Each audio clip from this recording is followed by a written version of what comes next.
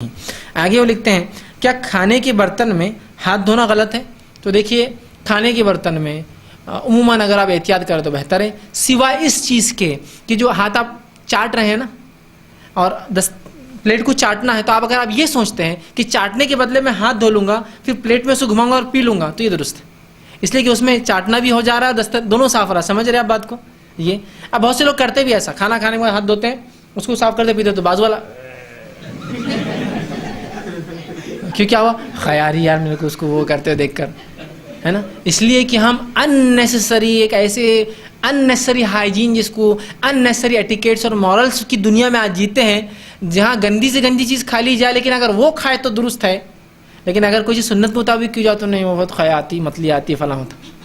ایسا کوئی انسان کھانا کھاتا ہے، اب خلال کرنے میں کیا ہوتا ہے، منہ میں کچھ غذائیات رہتی ہے، اب وہ چاہتا ہے غذائیت تھوکنے میں چلے جائیں گے، تو کیا کرتا ہے، پانی لیتا ہے کلی کر کے پی لیتا ہے، تو باز والا کیا گندا آدمی ہے، تو کہ تمہارے منہ میں کلی کیا اس نے نہیں، گندگی کیا تھی اس کے منہ میں ہی تھا نا، وہ جب کھا رہا تھا تو گندا نہیں، صرف پانی سے گھلا کے پی لے تو گندگی. مطلب ہم نے جو پیمانے صفائی اور گندگی کے بنا دی، یہ غیر شرعی پیمانے ہیں، ان کو تھوڑا چھوڑنا پڑیں گا ہم کو، ان پیمانوں کو.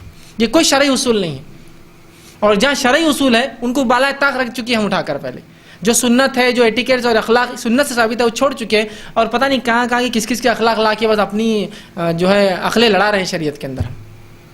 تو اگر کوئی آدمی برتن میں ہاتھ دھو رہا ہے اس سے کہ یار یہ چاٹنا جمے گا نہیں، یا پھر تیزی زیادہ تھی، اور پھر پانی ڈالتا ہے اس میں اور برتن کو پی لیتا ہے، کوئی مسئلہ نہیں. اسی طرح دھونے کو ہاتھ کوئی جگہ نہیں ہے اور اس میں ہاتھ دھو لیتا ہے اور کوئی لے کے پھینک دیتا ہے، اس میں بھی کوئی حرج نہیں. یہ حالات ماحول پر ڈیپینڈ ہوں گا یاد رکھیں، سچویشن پہ یہ باتیں تبدیل ہوتی جائیں گی. اور اسلام اتنا سادہ دین ہے نا، اس کی سادگی کو آپ سمجھیے.